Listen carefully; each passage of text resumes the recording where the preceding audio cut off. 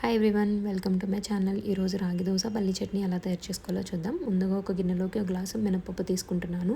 అదే గ్లాస్తో 2 గ్లాసులు రాగులు తీసుకుంటున్నాను.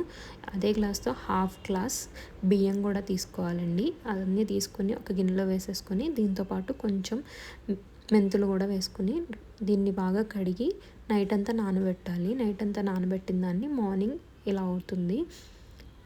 ఇలా అయిందాన్ని మిక్సర్లో వేసేసుకొని కొంచెం సాల్ట్ వేసి మిక్సీ చేసేయడమే. దీంతో రాగి దోశ రెడీ. రాగి దోశ తినడం వల్ల చాలా హెల్త్ బెనిఫిట్స్ ఉంటాయండి.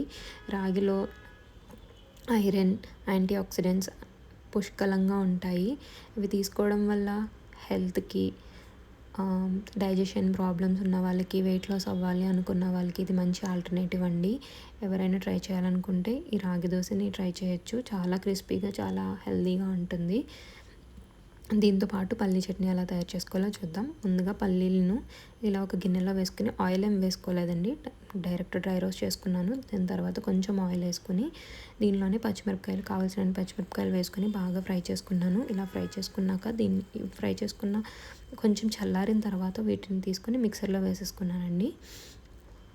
మిక్సర్లో వేసేసుకొని వీటితో పాటు కొంచెం చింతపండు, కొంచెం ఉప్పు, దీంతోపాటు చిటికెడు బెల్లం వేసుకున్నాను. దీని తర్వాత వీటిని కొంచెం పట్టు తీసేసానండి. పట్టు ఉంచుకోవాలనుకున్నా కూడా ప్రాబ్లం ఏం లేదు. తీసేసి వీటిని కూడా వేసేసి మిక్సీ చేసేసుకోవడమే.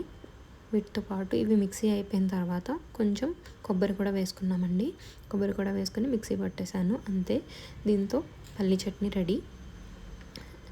ఎంతో హెల్దీ అయిన రాగి దోశ పల్లి చట్నీ రెడీ అండి. రాగి దోశ తినడం వల్ల వెయిట్ లాస్ బాగా అవుతుంది.